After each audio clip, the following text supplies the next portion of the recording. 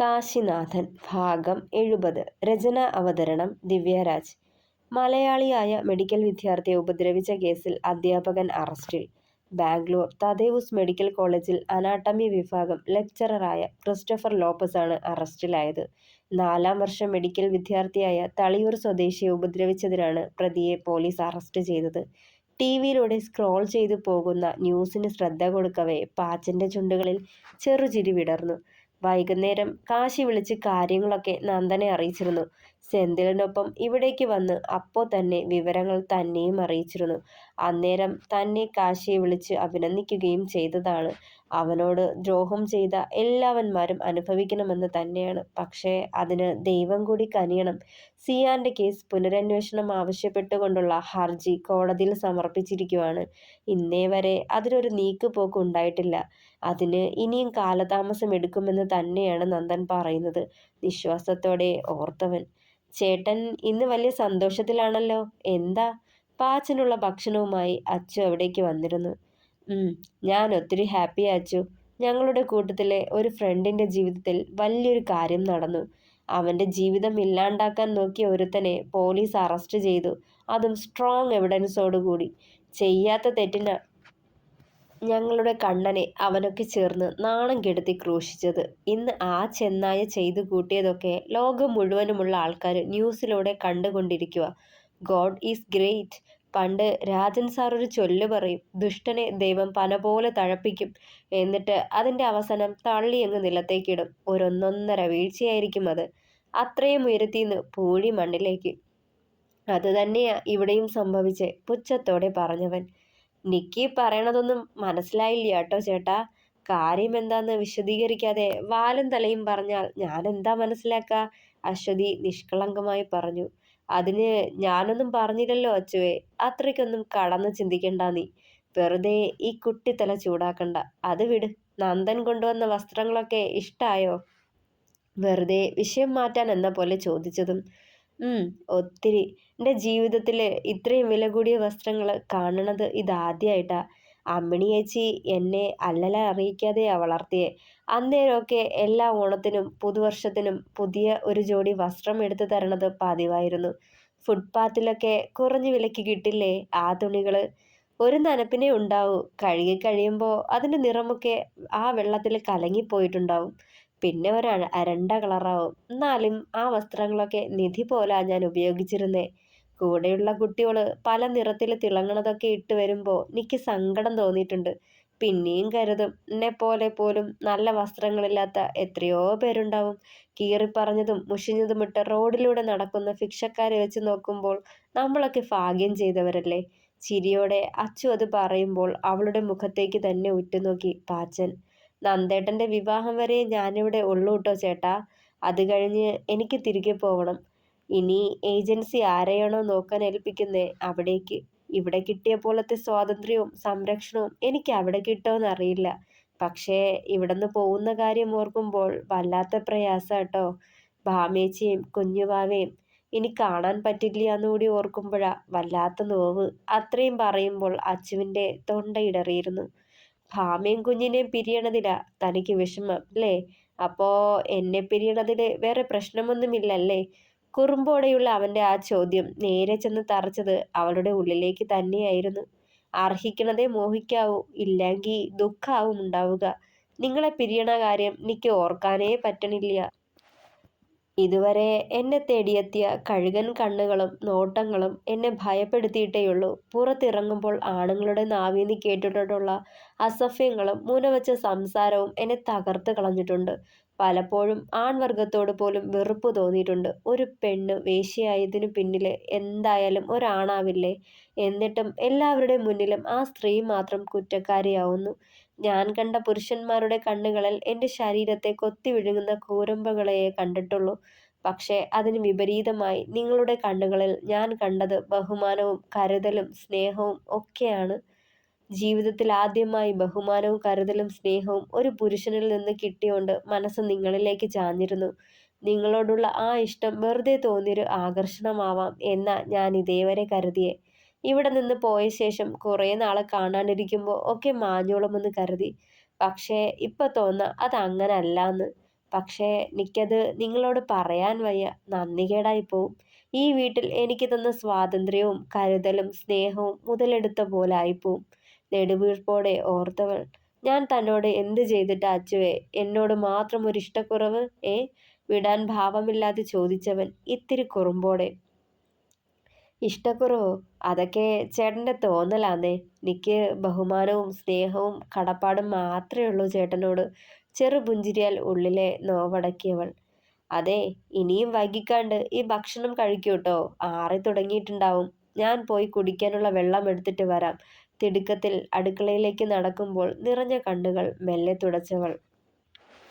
ദിവസങ്ങൾ വീണ്ടും കടന്നുപോയി. ക്രിസ്റ്റഫറിന്റെ റിമാൻഡ് കാലയളവ് കഴിഞ്ഞതും ജാമ്യം ലഭിച്ചിരുന്നു.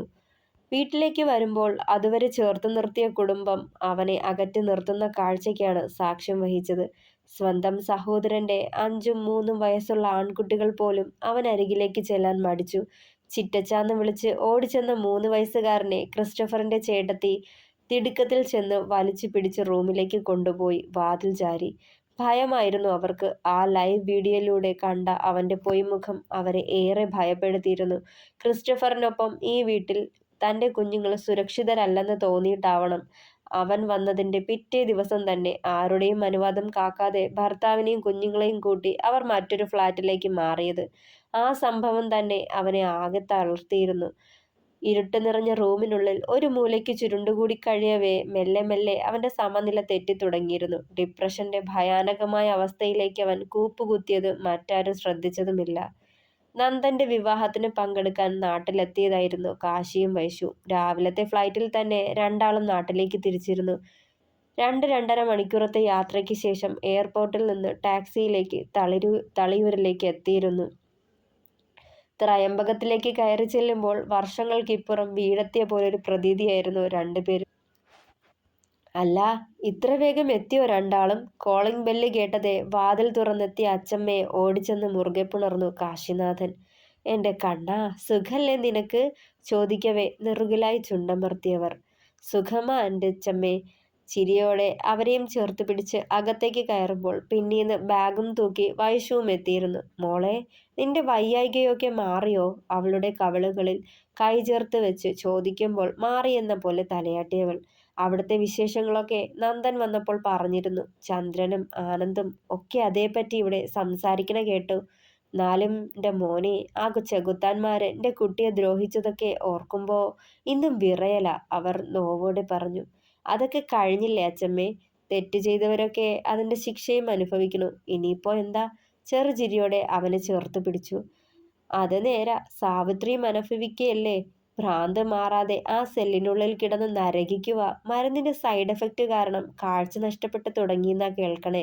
ഇപ്പോ ചങ്ങലയ്ക്കുള്ളിലാ സദാ. തുറന്നുവിടാൻ നിവൃത്തിയില്ലാത്രേ. ആ നേരം ആരെ ഉപദ്രവിക്കാൻ കിട്ടിയില്ലെങ്കിൽ ചുമരിൽ സ്വയം തലയിടിച്ച് പൊട്ടിക്കലാന്ന. ദുഷ്ടയാ. പക്ഷേ എൻ്റെ ചന്ദ്രന്റെ കൈപിടിച്ച് ഇവിടേക്ക് കയറി വന്നതല്ലേ അവള്. എന്തോ വല്ലാത്ത വിഷമാ കണ്ണാ. അവരത് പറയുമ്പോൾ തന്നോട് ഇത്രയൊക്കെ ദ്രോഹം ചെയ്തു കൂട്ടിയതാണെന്ന് ഓർത്തിട്ടും ഉള്ളിലൊരു വിങ്ങലായിരുന്നു അവനും. കുറച്ചു കാലത്തേക്കെങ്കിലും അമ്മയെന്ന് വിളിച്ച് അവരുടെ പിന്നാലെ നടന്നതല്ലേ. പെറ്റമ്മയാണെന്ന് കരുതിയല്ലേ ആ ഓർമ്മയിൽ. കുട്ടിയോളെ, ചെന്ന് ഫ്രഷായി വന്നേക്ക്. അപ്പോഴേക്കും കഴിക്കാൻ എന്തെങ്കിലും എടുത്തു വയ്ക്കാം. ശാരദാമ്മ അത് പറയുമ്പോൾ ഒരു നെടുവീർപ്പോടെ തലയാട്ടിയേയുള്ളൂ കാശിനാഥൻ. ലഗേജുകളൊക്കെ ടേബിളിന് മുകളിൽ എടുത്തു വെച്ച ശേഷം തിരിഞ്ഞതേ വാതിലടച്ച് കുറ്റിയിട്ടിരുന്നു കാശി. ആളുടെ മുഖഭാവം കണ്ടതേ മനസ്സ് അസ്വസ്ഥമാണെന്ന് തോന്നിയവൾ.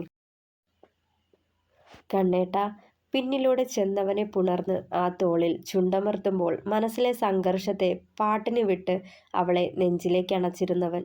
കണ്ണേട്ടാ, നാളെ കൂടി കഴിഞ്ഞാൽ നന്ദേട്ടൻ്റെ വിവാഹ. അത് കഴിഞ്ഞ് എനിക്ക് എക്സാം തുടങ്ങുക വൈശുവേ. അവളെ പറഞ്ഞു പൂർത്തിയാക്കാൻ അനുവദിക്കാതെ പറഞ്ഞു കാശി. ഷോ, കല്യാണവും എക്സാമും ഒക്കെ ഒരുമിച്ചായി പോയല്ലോ കാശിനാഥ. വെട്ടി ഒതുക്കിയ അവൻ്റെ താടിയിലൂടെ മെല്ലെ വിരലോടിച്ചവൾ. ഒന്നിരുത്തി മൂളിയയുള്ളവൻ. അന്ന് 2 മാസത്തിനുള്ളിൽ നടത്താന്ന് നിശ്ചയിച്ചിരുന്ന വിവാഹ ഗൗരിയച്ചിക്ക് സുഖമില്ലാതായോണ്ടാ ഇത്രയും നീട്ടിക്കൊണ്ടോയേ.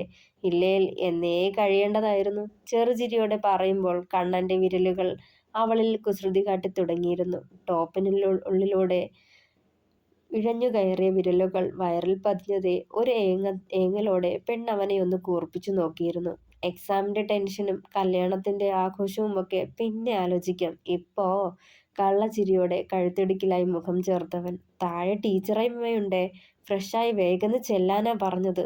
വൈകിയാലേ നാണക്കേടാ. അവനിൽ നിന്ന് കുതറിയകലാൻ തുടങ്ങിയതും ഇരു കയ്യാലെയും അവളെ ഉയർത്തിയെടുത്തിരുന്നു കാശിനാഥൻ. ബെഡിലേക്കിട്ട് അവളിലേക്ക് അമരുമ്പോൾ അവന്റെ പ്രണയമഴയിൽ നനഞ്ഞു കുതിരാൻ അവളുടെ ഉള്ളവും കൊതിച്ചു തുടങ്ങിയിരുന്നു. ആനന്ദേട്ടൻ എവിടെ വന്നിട്ട് പോയോ ടീച്ചറമ്മേ? കല്യാണം കൂടാനുണ്ടാവില്ലേ ആള്? ഭക്ഷണം കഴിക്കുന്നതിനിടെ ആനന്ദിന്റെ കാര്യം സംസാര വിഷയമായതും ചോദിച്ചു വൈശു. അവൻ ഇന്നലെയാ മോളെ തിരികെ പോയേ. പ്രിയയ്ക്ക് ചെക്കപ്പിനുള്ള ദിവസാത്രേ. അതാ പ്ലേറ്റിലേക്ക് അപ്പവും മുട്ടക്കറിയും വിളമ്പി വെക്കവേ പറഞ്ഞിരുന്നവർ. പ്രിയേച്ചിക്ക് എന്താ പറ്റിയേ? വയ്യായിക വല്ലതുമാണോ? ആധിയോടെ തിരക്കിയതും ആ മോളോട് അവരൊന്നും പറഞ്ഞില്ലേ? നെറ്റിച്ചുളിച്ചതും എന്താ ടീച്ചറമ്മേ? ആ മോളുടെ വയറ്റിലെന്തോ വളർച്ചയെന്ന്. ആദ്യം കരുതി ഗർഭമാവുമെന്ന്. ലക്ഷണങ്ങളൊക്കെ അതിൻ്റെ ആയിരുന്നു. ഛർദിയും വിമ്മിട്ടവും ആഹാരം വെറുപ്പും ഒക്കെ. 1.5 മാസത്തിലെ സ്കാനിങ്ങിൽ അറിഞ്ഞ് അത് കുഞ്ഞൊന്നുമല്ലെന്ന്. മുഴയാന്ന്. മുഴയോ? കാശി അമ്പരപ്പകലാതെ തിരക്കി. പേടിക്കാനില്ലാത്രേ. ചെറിയൊരു സർജറി. അത് കഴിയുമ്പോൾ മാറിക്കോളും. നാളെ കുട്ടിയെ ചെക്കപ്പ് ചെയ്യാൻ കൊണ്ടുപോണത്രേ. പാരിപ്പള്ളിയിലെ ഏതോ ഹോസ്പിറ്റലിലെ ഡോക്ടറെയാ കാണിക്കണത്. സർജറിയും ആ ഹോസ്പിറ്റലിൽ തന്നെയാവും. അവളുടെ അമ്മ വീട് പാരിപ്പള്ളിയിലല്ലേ. അവിടെയാവും ബാക്കി ശുശ്രൂഷ. പ്രിയയുടെ കാര്യം ശാരദാമ്മ പറയുന്നത് കേട്ടതേ വല്ലായ്മ തോന്നി വൈശുവിന്. സാവിത്രി തന്നെ തോൽപ്പിക്കാൻ നോക്കുമ്പോൾ പോലും കൂടെ നിന്നിട്ടുള്ളതാ പ്രിയേച്ചി. ഇങ്ങനൊരവസ്ഥ ചേച്ചിക്ക് ഉണ്ടായല്ലോ ഈശ്വര, നോവോടെ പറഞ്ഞവൾ. ആ സാവിത്രി ചെയ്തു കൂട്ടിയതിന് മക്കളാ അനുഭവിക്കണേ. പാവം അനന്തു. ആ തള്ളയുടെ ദീനവും പ്രിയമോളുടെ അവസ്ഥയും ഒക്കെ ഒത്തിരി വേദനിപ്പിക്കുന്നുണ്ട് അവനെ. ഭക്ഷണവും ഉറക്കവും ഇല്ലാതെയുള്ള അലച്ചിലാ ആ പാവം. നിശ്വാസത്തോടെ പറഞ്ഞതും വൈശു കണ്ണനെ തന്നെ നോക്കി. അവര് പാരിപ്പള്ളിയിലുണ്ടോ അച്ചമ്മേ? ഉവ്, ഇന്നലെ വന്നൂത്രേ. പ്രിയയുടെ അമ്മയും അച്ഛനും ഒക്കെ എത്തിയിട്ടുണ്ട്. നാളെ നമുക്ക് പാരിപ്പള്ളി വരെ ഒന്ന് പോണം കണ്ണേട്ടാ. വൈശു അവന്റെ മറുപടിക്കായി ആ മുഖത്തേക്ക് ഉറ്റുനോക്കി. എന്തിനാ നാളെയാക്കണേ? ഇന്ന് തന്നെ നമുക്ക് അവിടേക്ക് പോവാം. ഭക്ഷണം കഴിച്ചിട്ട് വേഗം റെഡിയായി വാ വൈശു. അവളുടെ മനസ്സറിഞ്ഞ പോലെ കാശിയത് പറയുമ്പോൾ വലിയ സന്തോഷം തോന്നി വൈശുവിന്. പിന്നെ വൈകിയില്ല. കഴുപ്പ് വേഗത്തിലാക്കി വേഗം തന്നെ പ്രിയയുടെ വീട്ടിലേക്ക് പോവാനായി റെഡിയായി ഇറങ്ങി. പാരിപ്പള്ളിയിലേക്ക് തളയൂരിൽ നിന്ന് 1/2 മണിക്കൂർ യാത്രയുണ്ടായിരുന്നു. അത്യാവശ്യം വേണ്ട ഫ്രൂട്ട്സും സീഡ്സും ഒക്കെ പോകുന്ന വഴി വാങ്ങി ഡിക്കിയിൽ സൂക്ഷിച്ചിരുന്നു. ഇറങ്ങുന്നതിന് മുന്നേ ആനന്ദിനെ വിളിച്ചു പറഞ്ഞ് ലൊക്കേഷനൊക്കെ ചോദിച്ച് മനസ്സിലാക്കിയിരുന്നു കാശി. ചന്ത കഴിഞ്ഞുള്ള റോഡ് തിരിയുന്നിടത്ത് 4ാമത്തെ വീട്. ആനന്ദ് പറഞ്ഞത് ഓർത്തെടുത്തിരുന്നവൻ. ചന്ത കഴിഞ്ഞതും ആനന്ദിനെ ഫോണിൽ വിളിച്ചു അവിടെ എത്തിയ കാര്യം കാശി പറഞ്ഞിരുന്നു. വീടിന് തൊട്ട് മുന്നിൽ ഗേറ്റ് താണ്ടി ആനന്ദ് വന്നു നിന്നതും വണ്ടി അവിടേക്ക് തിരിഞ്ഞു. കാറിൽ നിന്നിറങ്ങി രണ്ടാളും വാങ്ങിയതൊക്കെ കയ്യിലെടുത്തിരുന്നു. ഇതാണോ വീട്? കാശി ആനന്ദിനെ നോക്കി. ഇരുനിലയിട്ടൊരു ലാവൻഡർ കളർ പെയിന്റ് ചെയ്ത വീടിന് മുന്നിലെ റോഡിലാണ് ആനന്ദ് ഇറങ്ങി നിന്നത്. ഇതാ, നിങ്ങൾ വരൂട്ടോ. വൈശു ഇവിടെ ആദ്യമായിട്ടല്ലേ? അകത്തേക്ക് ക്ഷണിച്ചുകൊണ്ട് ചോദിക്കുമ്പോൾ അതേ എന്ന് തലയാട്ടിയവൾ. പ്രിയേച്ചിയുടെ കാര്യം ആരുമൊന്നും പറഞ്ഞില്ലല്ലോ ആനന്ദേട്ടാ? പരിഭവത്തോടെ പറഞ്ഞതും അത്രയ്ക്കുള്ള പ്രശ്നമൊന്നുമില്ല വൈശു. ചെറിയൊരു ഗ്രോത്ത് തുടക്കമായതുകൊണ്ട് കുഞ്ഞൊരു കീഹോൾ. ഇക്കാലത്ത് പലരിലും ഉണ്ടാവുന്ന പ്രശ്നവാ. പറഞ്ഞുകൊണ്ട് അകത്തേക്ക് കയറാൻ ഒരുങ്ങുമ്പോഴാണ് തൊട്ടടുത്ത മതിൽക്കെട്ടിനുള്ളിൻ്റെ വീട്ടിൽ നിന്ന് ആരുടെയോ വലിയൊരു അലർച്ച കേട്ടത്. ഞെട്ടലോടെ മതിൽക്കെട്ടിനടുത്തേക്ക് പാഞ്ഞെത്തിയ കാശിയും ആനന്ദും അകത്തുനിന്ന് പരിക്കേറ്റ നിലയിൽ ഒരാൾ പുറത്തേക്ക് ഓടി വരുന്നത് കണ്ടു. ഒരു നിമിഷം സ്തംഭിച്ചു നിന്നു. പിന്നാലെ കടുത്ത ദേഷ്യത്തോടെ ഒരു സ്ത്രീ പുറത്തേക്ക് എത്തി, കയ്യിൽ കത്തിയുമായി. ഇരുവരുടെയും മുന്നിൽ നടന്ന സംഭവങ്ങൾ കണ്ട് അവർ ഭയവും ആശങ്കയും നിറഞ്ഞ് അവിടെ തന്നെ തറഞ്ഞു നിന്നുപോയി. അലറി വിളിച്ചുകൊണ്ടവർ മുഖമുയർത്തുമ്പോഴാണ് ആ മുഖം തനിക്ക് സുപരിചിതമാണെന്ന തിരിച്ചറിവ് കാശിക്കുമുണ്ടായത്. തുടരും. അപ്പോൾ അഭിപ്രായങ്ങൾ പറയണേ. കഥ ഇഷ്ടമായാൽ ലൈക്ക് ചെയ്യണം, ഷെയർ ചെയ്യണം, സബ്സ്ക്രൈബ് ചെയ്യണം. Thank you.